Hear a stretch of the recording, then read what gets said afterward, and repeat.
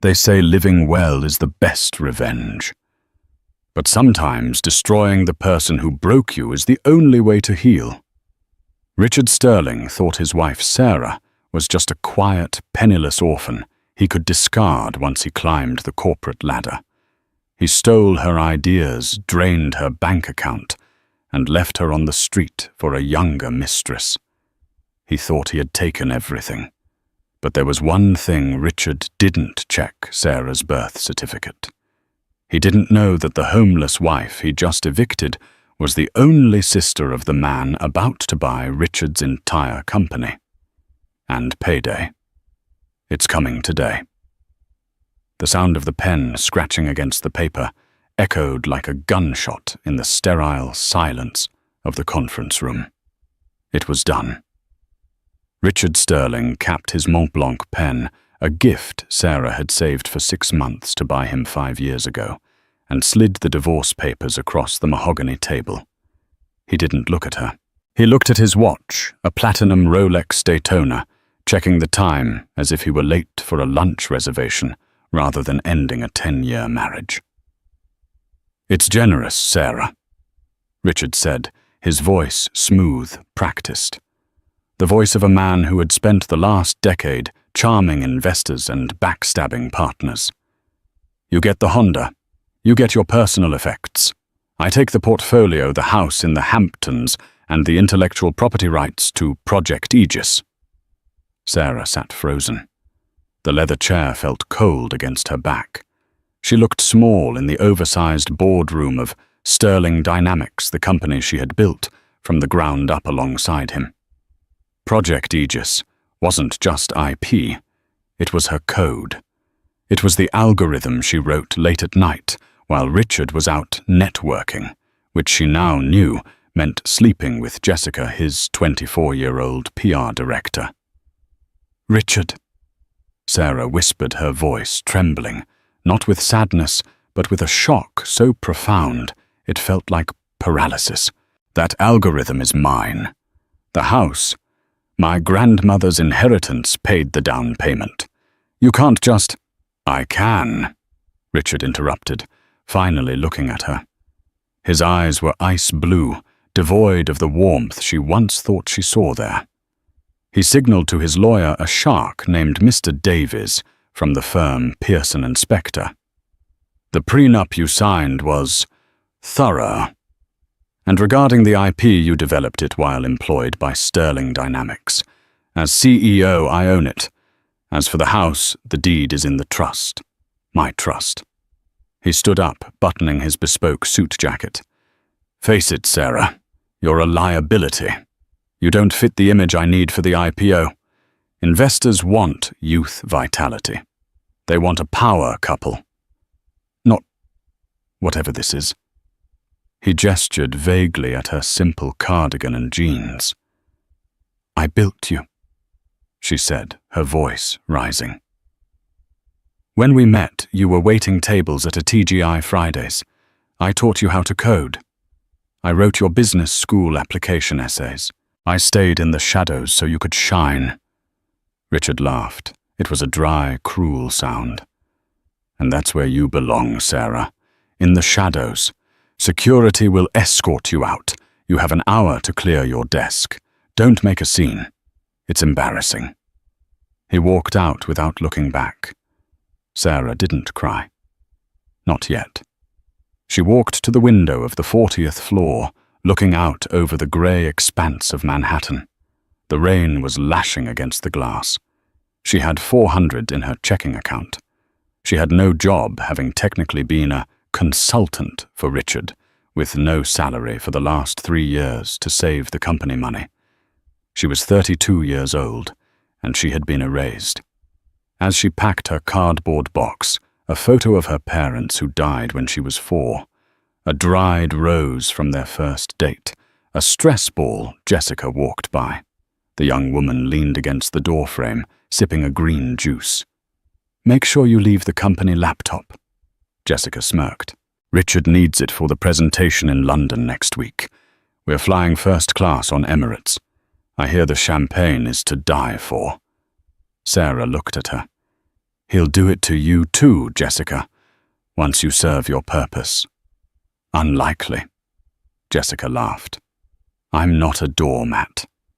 Bye, Sarah. 2 weeks later, Sarah was living in a motel in Queens that smelled of stale cigarettes and lemon pledge. The generous settlement Richard had promised was tied up in administrative processing, which her free legal aid advisor told her was code for "he's going to bleed you dry in court fees before you see a dime." She applied for jobs, but Richard had blacklisted her. Every tech firm in the city knew Sterling Dynamics. Richard had painted her as unstable, a jealous ex-wife who had tried to sabotage the company. She was radioactive. It was a Tuesday night, raining again, when she saw it. She was sitting in a diner nursing a lukewarm coffee, watching the TV mounted in the corner. It was a segment on Bloomberg Technology. The anchor was beaming. And finally, the unicorn of the year. Sterling Dynamics is set to go public next month with a valuation of $4 billion. CEO Richard Sterling is being hailed as the visionary of the decade for his groundbreaking Aegis algorithm. The screen cut to Richard. He looked golden tanned standing on the deck of a yacht in Monaco. Jessica was draped over his arm, wearing a diamond necklace that cost more than Sarah's entire life earnings. It's all about vision, Richard was saying to the camera. I sat in my garage for years coding this line by line. It's about sacrifice. I had to cut out the dead weight in my life to truly fly. Sarah felt the bile rise in her throat. Dead weight. He was erasing her history. He was stealing her genius. And the world was applauding him for it. She left the diner, walking blindly into the rain. She felt a deep, dark hollow in her chest. She had no family. Her parents had died in a car crash in Ohio when she was a toddler. She had been put into the foster system, bounced around until she aged out. Richard was the first person she had truly trusted. She reached into her pocket and pulled out her phone. She had one contact saved that she had never called. It wasn't a friend. It wasn't a lawyer. It was a number she had found 3 years ago, hidden in a box of her late mother's things she had retrieved from a storage unit in Ohio. It was a handwritten letter from her mother, addressed to her Alexander. If anything happens to us, find him. He is your brother. He was taken by his father, but he is your blood. Sarah had been too proud to call. She wanted to make it on her own. She wanted to be Sarah Sterling's successful tech mogul. But Sarah Sterling was dead. She dialed the number. It rang once, twice. Blackwood Private Office. A crisp British voice answered. Who is calling? I need to speak to Alexander Blackwood, Sarah stammered. Mr. Blackwood does not take unsolicited calls. Please submit your inquiry to Tell him it's Sarah, she said, her voice cracking. Tell him I have his mother's eyes, and I have nothing left. There was a pause, a long, heavy silence. Hold, please. 30 seconds later, a deep baritone voice came on the line. It sounded like thunder wrapped in velvet. Sarah, is this Alexander? Where are you? The voice was urgent, intense. I'm in Queens, a motel on 21st Street. Stay there. Do not move. I am coming. You're in New York. I am everywhere, Sarah. Give me 20 minutes. The car that pulled up to the dilapidated motel wasn't a taxi. It wasn't an Uber. It was a cavalcade. 3 blacked-out Cadillac Escalades and a Rolls-Royce Phantom. The spinning R on the wheels seemed to mock the cracked pavement of the parking lot. Residents of the motel peeked out through their curtains. Drug dealers on the corner scattered. This was serious money. This was dangerous money. The rear door of the Phantom opened, and a man stepped out.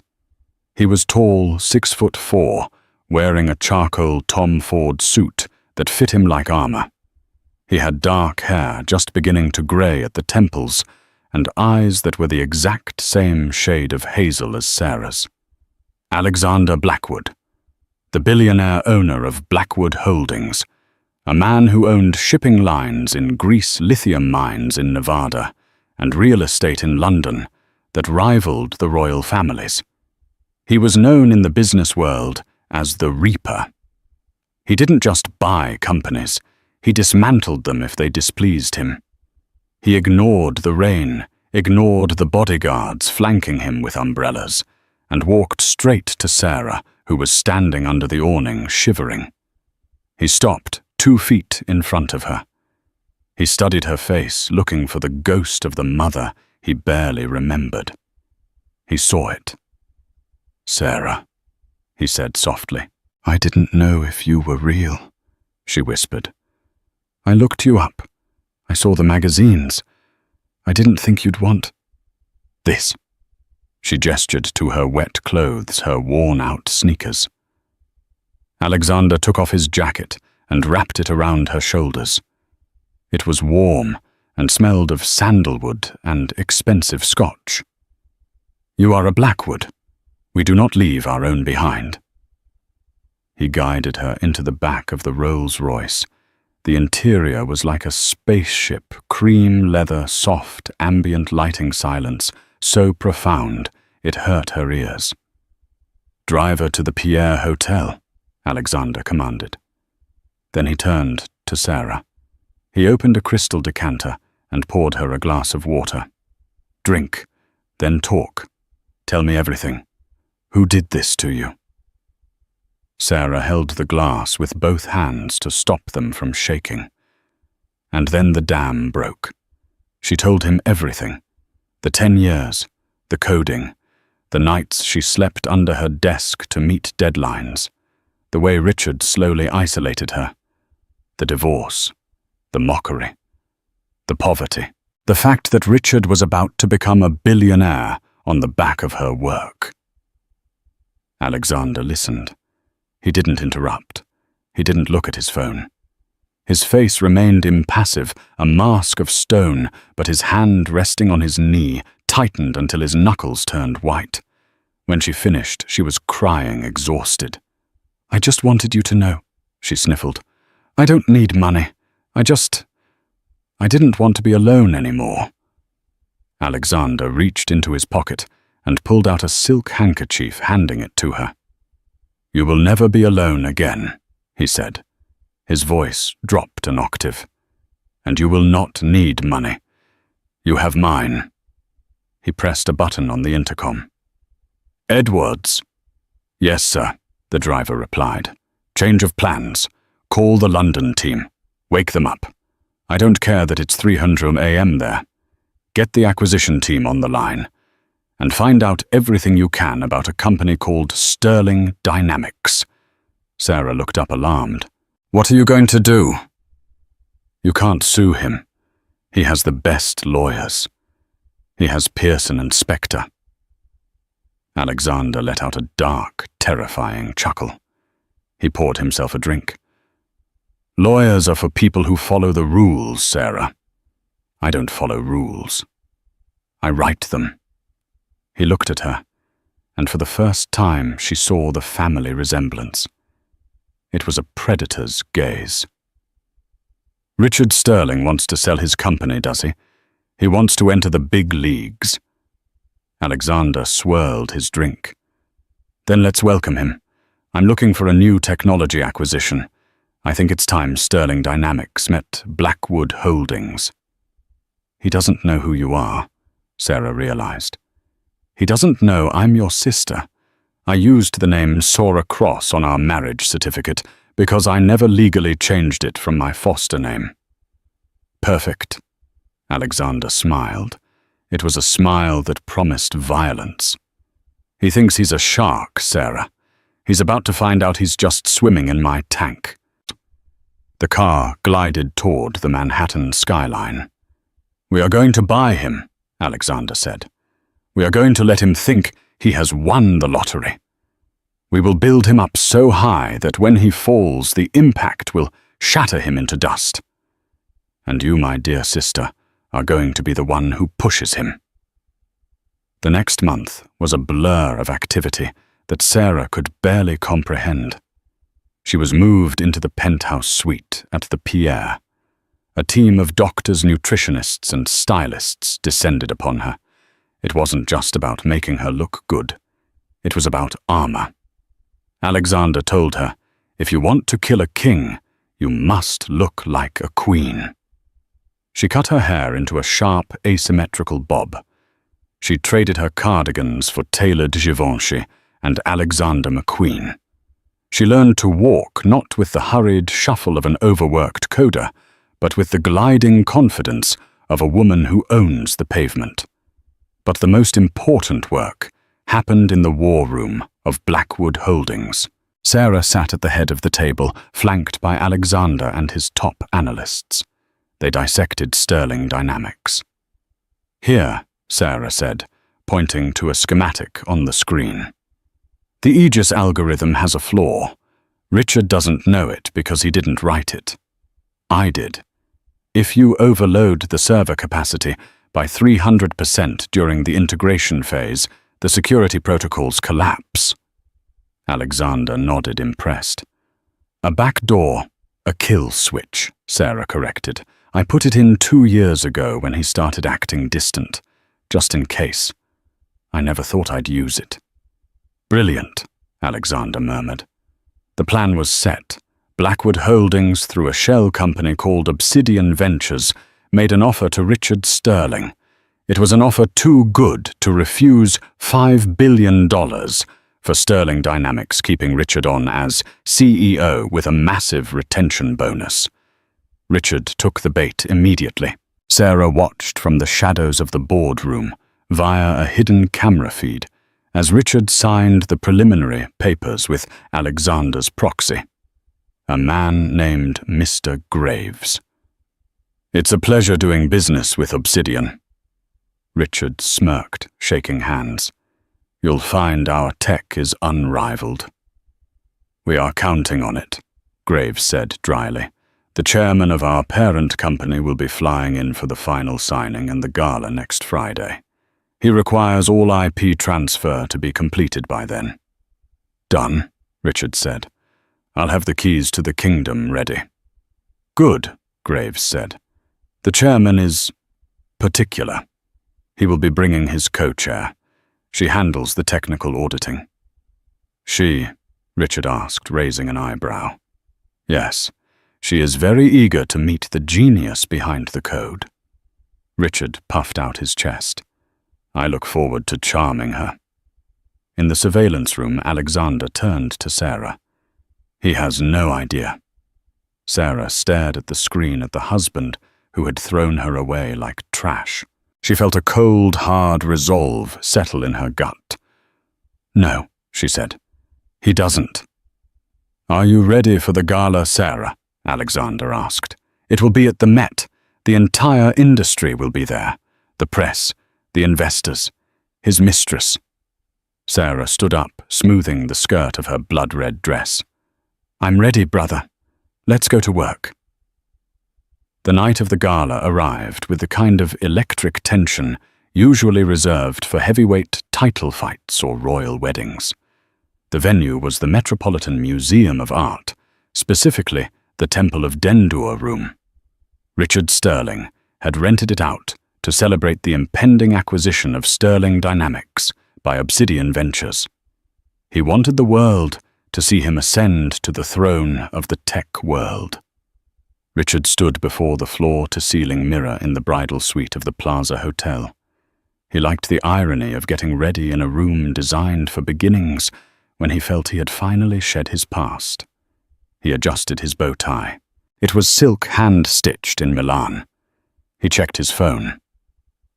Sterling Dynamics stock was up 15% in after-hours trading, just on the rumors of the deal. "Richard, do I look okay?" Jessica stepped out of the bathroom. She was wearing a shimmering silver gown, that clung to every curve designed by Versace. It was stunning, but Richard frowned.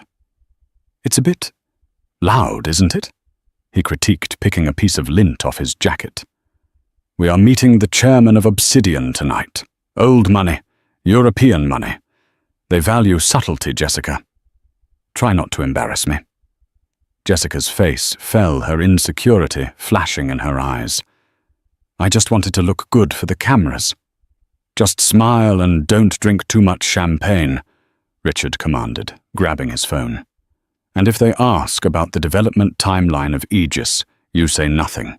You're the PR director, but tonight you're just the arm, Candy. Let the adults talk." He didn't see the flash of hatred in her eyes as he turned away. He was too busy admiring his own reflection. He was Richard Sterling. He had won. Meanwhile, in the penthouse of the Pierre Hotel, the atmosphere was entirely different. The room was quiet, save for the soft hum of a steamer. Sarah stood on a podium while a tailor made final adjustments to the hem of her dress.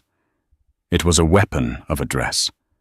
A deep blood-red velvet custom-made by Dior, structured to look regal and intimidating. It had a high neck, but a back that plunged dangerously low. Her hair, now a sharp, dark bob, framed a face that had been contoured to highlight her cheekbones. The soft, broken woman from the motel was gone. In her place was a statue of vengeance.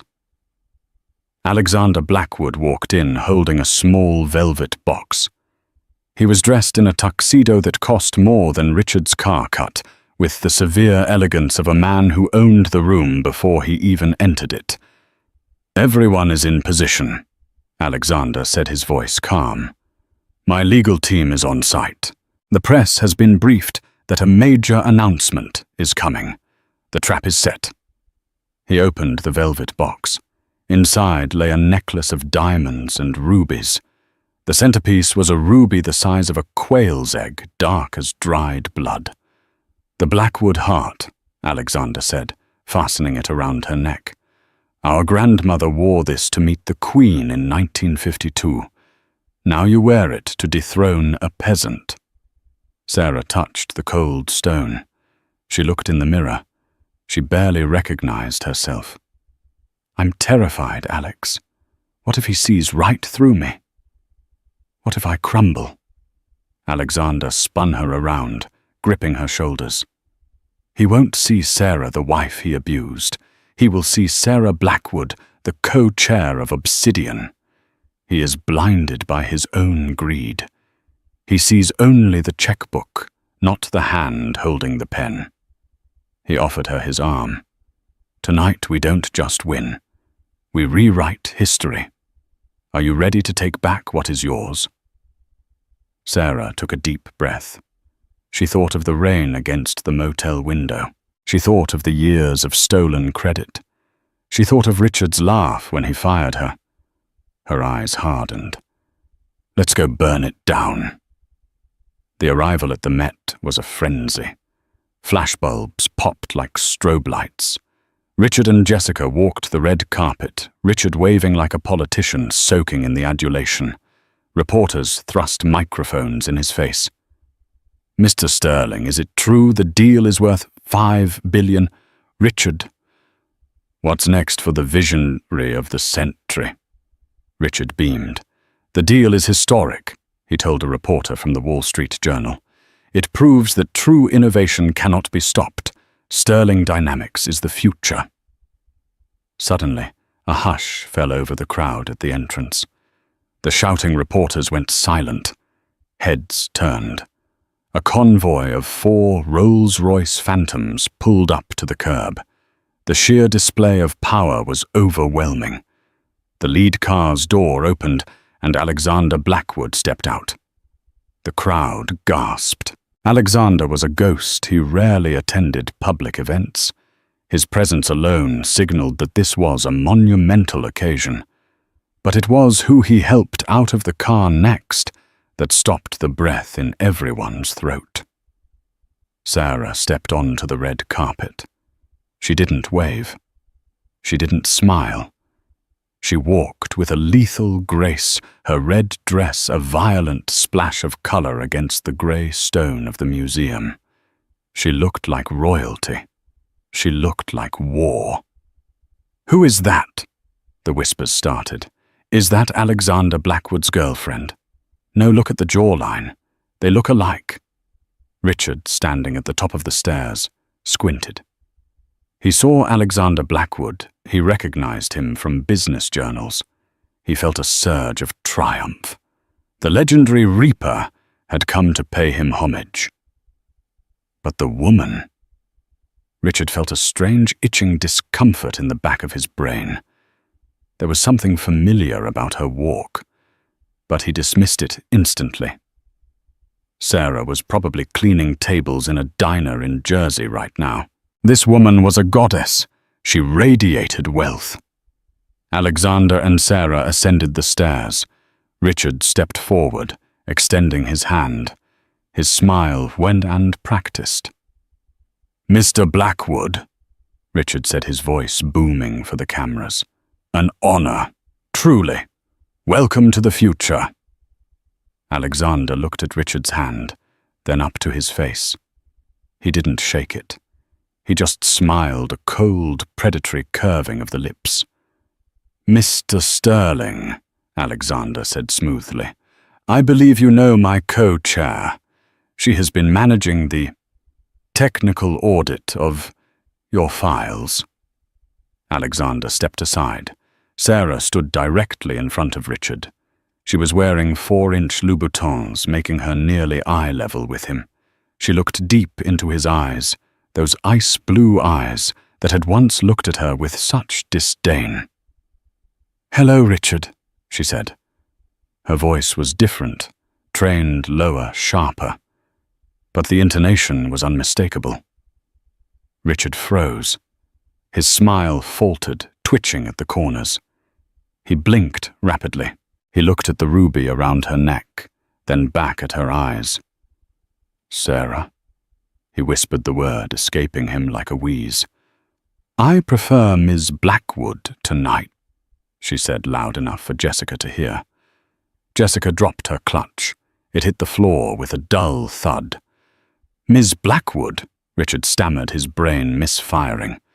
"But the motel, Shall we go inside?"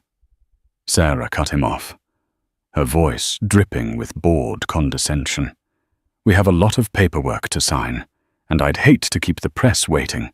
They do love a good story." She brushed past him, her velvet dress trailing over his expensive Italian shoes. Richard stood there, paralyzed, as the photographers went gold, capturing the moment the king of tech looked like he had seen a ghost. The Temple of Dendur inside the Metropolitan Museum of Art was not merely a venue, it was a declaration of immortality. The ancient Egyptian sandstone temple, illuminated by soft golden uplighting, stood as a witness to thousands of years of history. Tonight, however, it was a backdrop for Richard Sterling's ego. The air smelled of expensive perfume, Baccarat Rouge 540, and Creed Aventus mingled with the crisp scent of chilled vintage champagne. Waiters from Cipriani moved like ghosts through the crowd, balancing trays of caviar-topped blinis and flute glasses of Dom Perignon 2008. Richard Sterling stood near the reflecting pool holding court. He wore a midnight blue tuxedo, bespoke from Brioni, the silk lapels catching the light. On his wrist sat a Patek Philippe Nautilus, a timepiece that cost more than the house he grew up in. He checked it every 3 minutes, not because he cared about the time, but because he liked seeing the diamonds catch the light. "Richard Darling, the CEO of Sequoia Capital, is looking over here," Jessica whispered, clutching his arm. She was wearing a silver Versace gown that was cut aggressively low, a desperate attempt to outshine the wives of the investors. She looked beautiful, but brittle. Her eyes darted around the room with the anxiety of an imposter. "Let him look," Richard murmured, sipping his champagne. "In an hour he won't just be looking. He'll be begging to buy in. Tonight isn't just a merger, Jess. It's a coronation." He surveyed the room. The titans of industry were here. There were board members from Goldman Sachs, tech reporters from Bloomberg and The Verge, and even a few minor celebrities paid to add glamour to the event. They were all here to witness the sale of Sterling Dynamics to Obsidian Ventures for a staggering $5 billion. "Mr. Sterling," a reporter from CNBC approached a cameraman in tow. "A quick word before the signing. How does it feel to be the sole architect of the Aegis algorithm?" Richard adjusted his bow tie, flashing his perfect veneered smile. "It's humbling, really. You know, many nights I sat alone in the dark, just me and the code building the digital infrastructure that will protect the Western world. It requires a certain fortitude, a singular vision that few possess." He believed it. That was the terrifying part. Over the last 3 years, Richard had told the lie so many times that he had overwritten his own memory. He had forgotten Sarah's hunching form over the keyboard. He had forgotten the coffee he brought her while she fixed his syntax errors. In his mind, he was the genius. Suddenly, the hum of conversation in the vast hall died down. It started near the entrance, a ripple of silence that spread outward like a wave. Heads turned. Glasses were lowered. Richard frowned. "What is it? Is the chairman here?" He looked toward the massive glass wall that looked out onto Central Park. The doors opened, and a hush fell over the room that was so profound it felt heavy. Alexander Blackwood entered first. The chairman of Obsidian Ventures looked like a storm cloud trapped in a tuxedo. He was tall, broad-shouldered, and radiated the kind of old money power that didn't need to shout. He walked with a cane, not out of necessity, but as an affectation of authority. But no one was looking at Alexander. They were looking at the woman on his arm. Sarah stepped into the temple of Dendur like a queen returning from exile to execute traitors. She wore a custom Alexander McQueen gown in a shade of red, so deep it looked like arterial blood. The bodice was structured like armor, the skirt flowing like liquid fire. Her hair, once a frizzy mess tied back with rubber bands, was now a sharp geometric bob that accentuated her razor-sharp cheekbones. Around her neck hung the Blackwood heart, a ruby and diamond necklace that was rumored to have been lost in the 1900s. It glinted under the museum lights, a cold red eye staring at the crowd. "Who is that?" Jessica hissed, her grip on Richard's arm tightening painfully. Richard squinted. His brain refused to process the visual data. He saw the eyes' hazel intelligent piercing. He saw the way she held her chin, a gesture of defiance he had seen 1,000 times across a dinner table.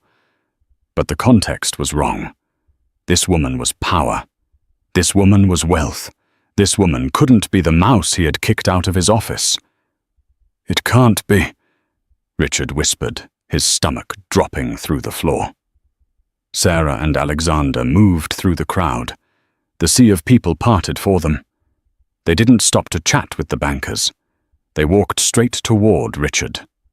As they approached, the temperature seemed to drop 10 degrees. Sarah stopped 3 feet from him. She was wearing 4-inch Christian Louboutin heels, putting her eye to eye with him. "Good evening, Richard," she said. The voice was the same, smooth calm but stripped of the warmth it once held. It was the voice of a judge reading a death sentence. "Sarah," Richard choked out.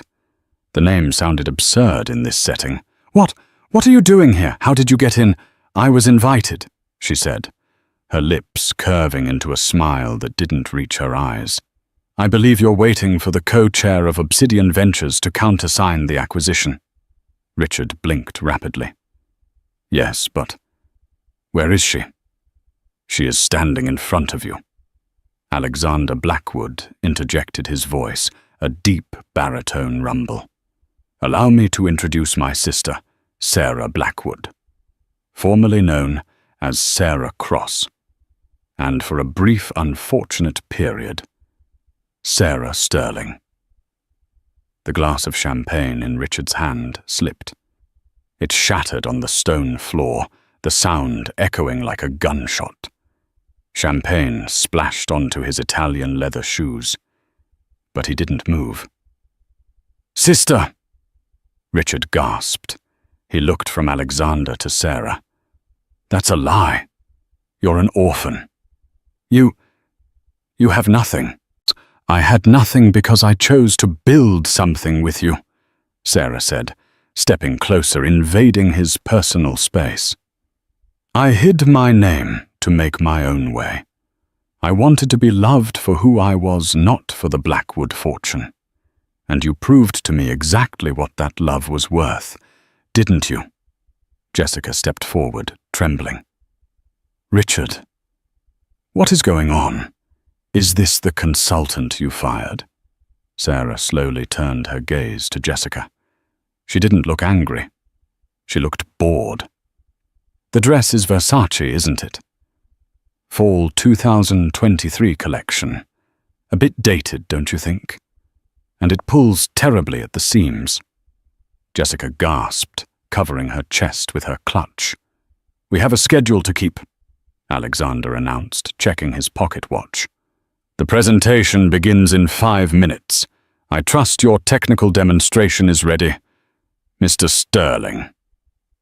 Richard was hyperventilating. His world was tilting on its axis. Sarah was a Blackwood. The woman he had left penniless in a motel was the sister of the man buying his company. Yes. Richard stammered, his survival instinct kicking in. He was a salesman above all else. He just had to get through the demo. He had to get the signature. Once the money transferred, he could disappear. He could buy an island. He could escape her. Good, Sarah said. I'm looking forward to seeing your code in action, Richard. I hear it's revolutionary. 10 minutes later, Richard stood on the raised stage in front of the Temple of Dendur. A massive 8K LED screen loomed behind him. The lights dimmed, casting the audience into darkness. He gripped the podium. His hands were shaking so badly, he had to lock his elbows to steady them. He looked out into the void. In the front row, bathed in the glow of the stage lights, sat Alexander and Sarah. She was watching him with the predatory focus of a hawk circling a field mouse. Ladies and gentlemen, Richard began, his voice wavering before he cleared his throat and found his rhythm. Welcome. Tonight, Sterling Dynamics introduces the future. He clicked a remote. The screen flared to life with the sleek metallic logo of Project Aegis. In a world of cyber threats where our data is more valuable than gold, we need a shield. I built Aegis to be that shield, an adaptive polymorphic algorithm that learns from attacks in real time.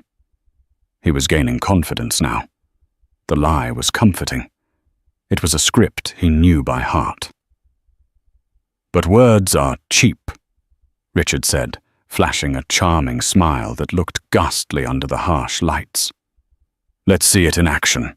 I am going to initiate a live Level 5 DDoS and malware attack on our local server, and Aegis will neutralize it instantly. He tapped the tablet on the podium. On the big screen, a visualization of the server architecture appeared. Red lines representing the virus began to swarm the blue core. Watch, Richard commanded. The system detects the anomaly. The blue core pulsed. The red lines were pushed back. The crowd murmured in appreciation. It was working. Richard let out a breath, he didn't know he was holding. It was working. He was going to get away with it. In the front row, Sarah opened her small velvet clutch. She didn't take out a phone. She took out a specialized Flipper Zero device, modified with a high-gain antenna. She looked at Richard. Their eyes locked. She mouthed one word. Goodbye. She pressed the center button. On the giant screen, the blue core didn't just stop fighting. It turned a sickly, violent purple. The smooth hum of the audio system was replaced by a jarring, high-pitched screech that caused audience members to cover their ears. What is that? Richard tapped the tablet frantically. Just a minor audio glitch, folks. 1 second. But it wasn't a glitch. The code on the screen began to unravel. The beautiful interface dissolved, revealing the raw command lines underneath. And then the text started to appear. It wasn't typing. It was being stamped onto the screen in massive block letters. Critical system failure. Unauthorized override. License key revoked. Stop it! Richard yelled at the tech crew in the back. Cut the feed. Cut the video. But the tech crew was helpless. Sarah had bypassed the presentation layer and was communicating directly with the kernel of the software she had built. The text on the screen cleared and a new message appeared, scrolling slowly so everyone could read it. Source code author. Verification. Scanning. Biometric syntax. Author identified. Sarah Blackwood. Knee cross. Current user. Richard Sterling. Access denied. Error. Intellectual property. Theft detected. The room went dead silent. The silence was louder than the screeching had been. 500 of the most powerful people in New York stared at the screen, then at Richard. Richard stood frozen. He looked like a man who had been stripped naked in Times Square. No, he whispered into the hot mic. That's... Someone hacked it. She hacked it. He pointed a trembling finger at Sarah. She's sabotaging me. Arrest her. Sarah stood up. She didn't need a microphone. She projected her voice with the training of a CEO. I didn't hack it, Richard, she said, her voice cutting through the room. I activated the dead man's switch. I wrote it into the subroutine of the encryption layer 3 years ago. Line 40,000. Do you know what line 40,000 says? Richard stared at her, his mouth opening and closing like a fish. He didn't know. He had never read the code. He couldn't even read C++. It says, Sarah continued walking toward the stage stairs, that if the administrative ownership of this software is transferred without the biometric authorization of the creator, me, the code, self-destructs. On the screen, the lines of code began to delete themselves, rapidly, gigabytes of data vanishing in seconds. You're destroying the product, Richard screamed, rushing to the edge of the stage. That's worth $5 billion. Stop it. It's worth nothing, Sarah yelled back, her composure finally breaking into righteous fury. Because it's mine. You didn't build this, Richard. You brought me coffee while I built it. You went to parties while I debugged it. You slept with your PR director while I optimized the kernel. The crowd gasped. Phones were out. Live streams were running. Hashtag Sterling Fraud was already trending on Twitter. Alexander Blackwood slowly stood up. He walked to the stairs and handed Sarah a document folder he had been holding. Sarah took it and tossed it onto the stage. The papers scattered at Richard's feet. What is this? Richard wheezed. That, Alexander, said, his voice booming, is a copy of the indemnity and fraud agreement you signed last week. Clause 7A. Richard looked down at the papers.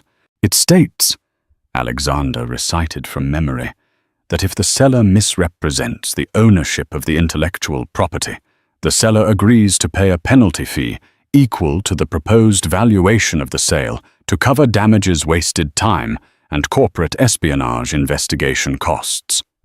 Richard fell to his knees. He physically collapsed, the strength leaving his legs. $5 billion, Richard whispered. I don't have $5 billion.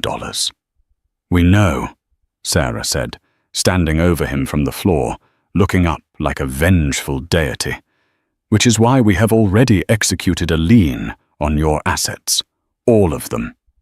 My stock. Gone, Sarah said. The house in the Hamptons. Ours, she replied. The yacht.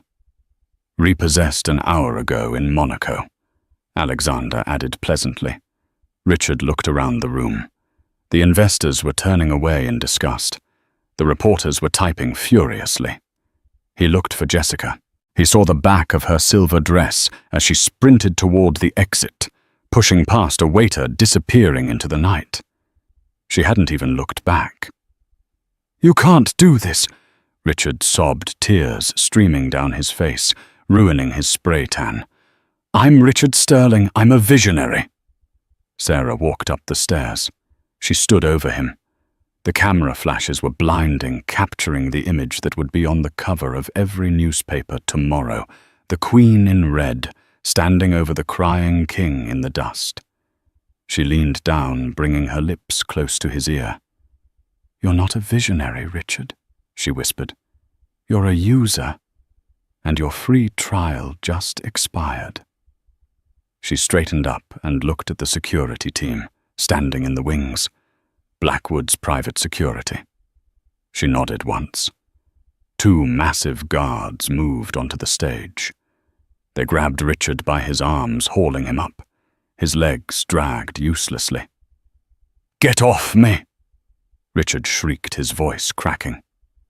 I want my lawyer.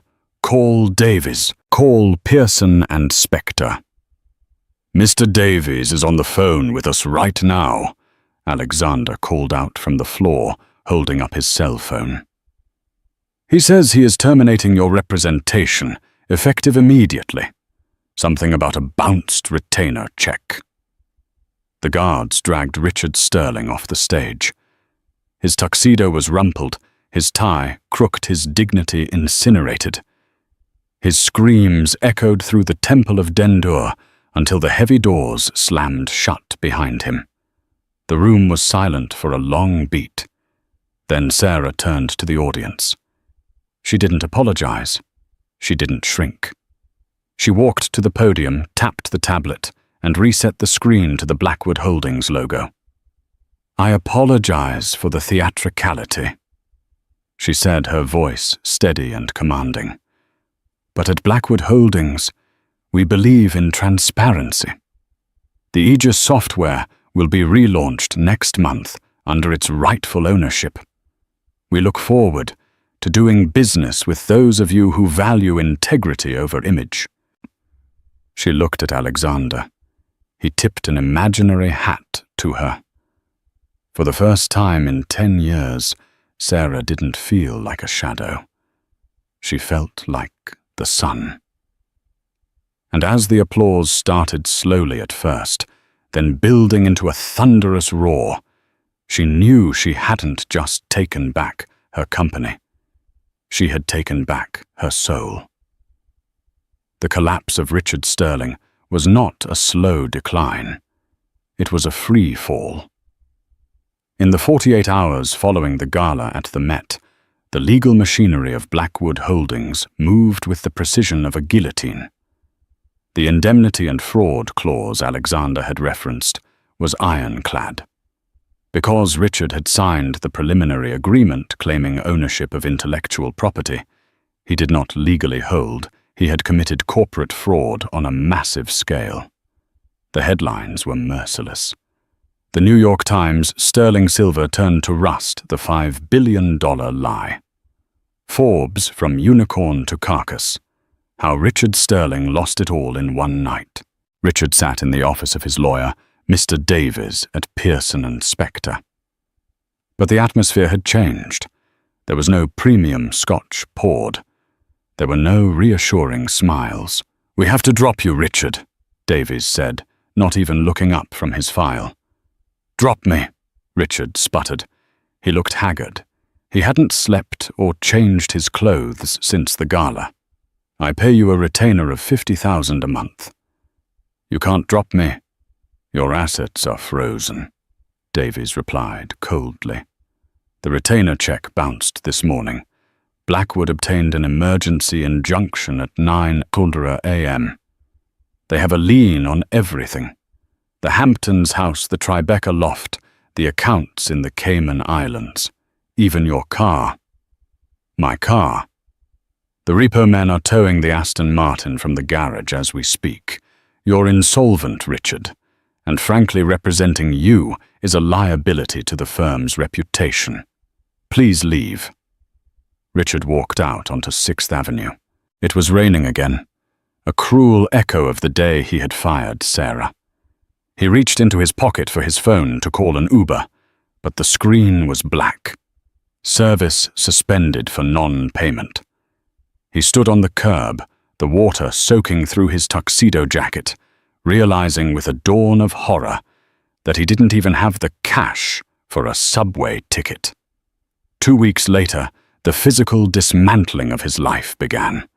The auction of his personal effects was held to satisfy a portion of the debt owed to Obsidian Ventures. It was a humiliation ritual. Sarah didn't attend, but she watched the live stream from her new office. Richard's old office, now stripped of his pretentious modern art and redecorated in warm, commanding tones of mahogany and gold. She watched as the auctioneer held up Richard's watch collection. "Lot 45, a platinum Rolex Daytona. Do I hear 20,000? She watched as his custom golf clubs, his wine collection, and even the furniture she had once picked out for their home were sold off to strangers. Then the camera panned to the back of the auction room. There was a commotion.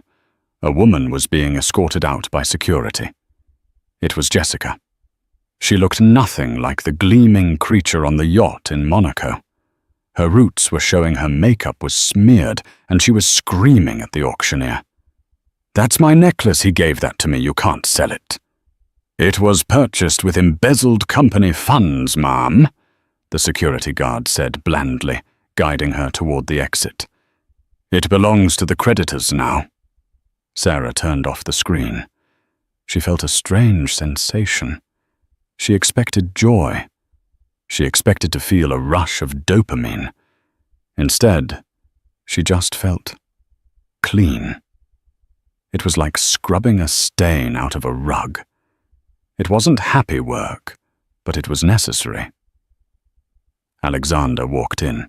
He was carrying 2 coffees from a small cart on the corner, the kind Sarah used to love, before Richard forbade her from drinking cheap swill. "Thought you might need this," Alexander said, placing the paper cup on her desk. "Did you see?" Sarah asked. "I did." Alexander nodded.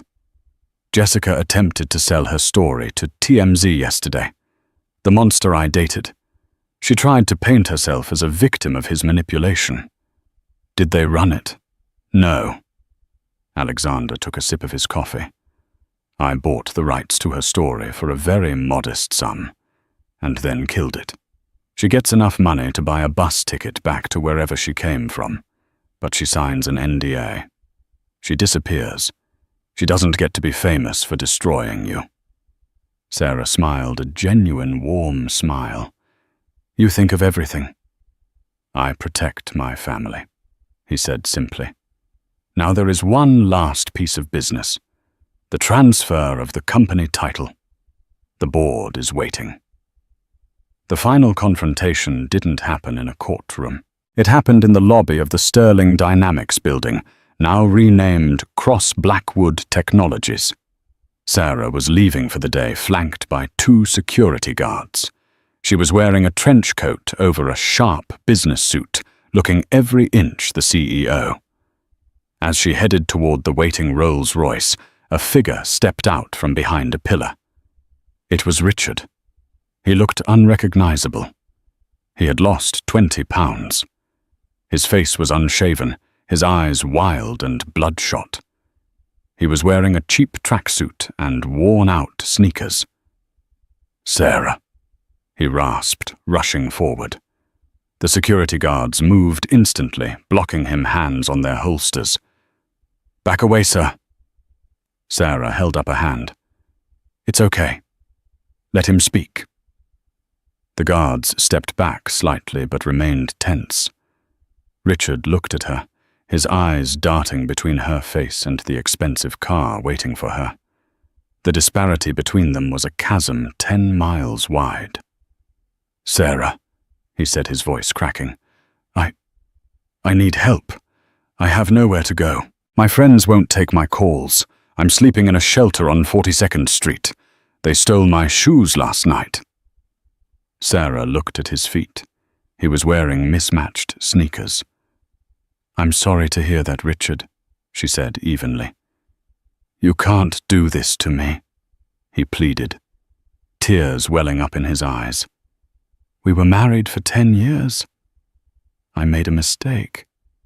Okay, I made a terrible mistake. But I built this place. I have ideas I can consult for you. Please, just give me a job. Anything. Even entry level." He fell to his knees on the marble floor of the lobby he once owned. "Please, Sarah. I'm begging you. I have nothing." Sarah looked down at him. She remembered the nights she sat up coding while he slept. She remembered him calling her dead weight. She remembered the look on his face when he evicted her. She crouched down, not to comfort him, but to look him in the eye. "Do you remember what you said to me, Richard, when you handed me the divorce papers?" Richard sobbed, shaking his head. "You said I belonged in the shadows. You said I was a liability." She stood up, smoothing her coat. "I didn't take your money because I'm greedy, Richard. I didn't take your company because I'm cruel. I took them because they were never yours. You were a squatter in the house of my intellect." She signaled to the driver. The car door opened. "I won't give you a job," Sarah said, "because you aren't qualified to work at my company. But—" She reached into her purse and pulled out a single bill. She dropped it on the floor in front of him. It was a $20 bill. "There's a TGI Fridays a few blocks over," she said, echoing his words from years ago. "I hear they're hiring waiters. You used to be good at that. Maybe you can start over. Properly this time." She got into the car. The heavy door slammed shut, sealing out the noise of his weeping. As the car pulled away, merging into the New York traffic, Sarah didn't look back. 6 months later, the boardroom of Cross Blackwood Technologies was buzzing. The quarterly earnings report was out, and the stock had tripled. The release of the Aegis 2.0 software, properly credited to Sarah, had revolutionized cybersecurity for banks and hospitals worldwide. Sarah sat at the head of the table. She wasn't just the sister of a billionaire anymore. She was a titan in her own right. Alexander sat to her right, beaming with pride. "The acquisition of the Silicon Valley chip manufacturer is complete," Sarah announced to the board.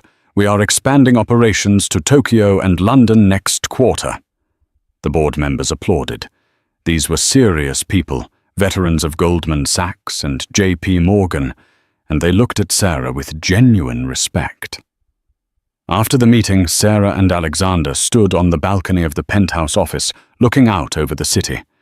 The sun was setting, painting the skyscrapers in hues of orange and purple. "You know," Alexander said, leaning against the railing, "I checked on him. Richard." Sarah looked at her brother. "And he's working at a car wash in Queens. He lives in a small studio apartment. He pays his taxes. He's ordinary." Sarah nodded. "Good. ordinary is what he always was. He just wore a very expensive mask. She turned to Alexander. I never thanked you properly, Alex. Not for the money, but for believing me when I was standing in the rain with nothing. Alexander wrapped an arm around her shoulders. You are my blood, Sarah, but you saved yourself. I just gave you the hammer. You were the one who swung it. Sarah looked at the horizon.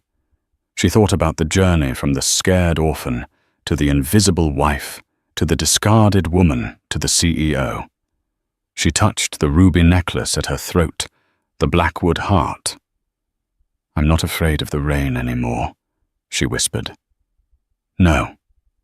Alexander smiled. You're the storm. They stood together, two titans above the world, watching the lights of the city flicker on one by one, like stars in a galaxy they now owned. The past was a lesson. The present was a victory. And the future belonged to the woman who refused to stay in the shadows.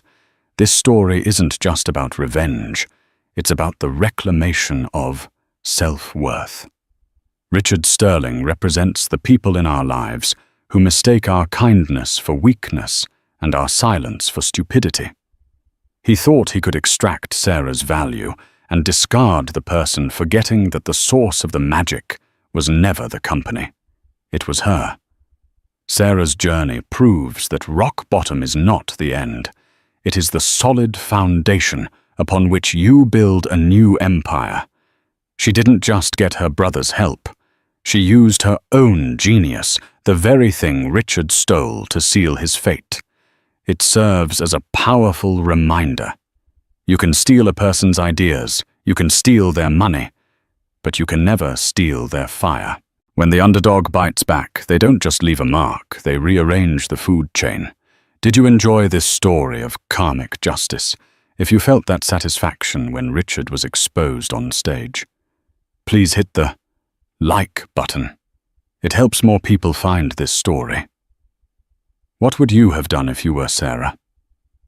Would you have given Richard a job, or did he deserve the car wash? Let me know in the comments below. And don't forget to subscribe and ring the notification bell. We release new stories of drama, romance, and justice every week. You don't want to miss the next one. Thanks for watching.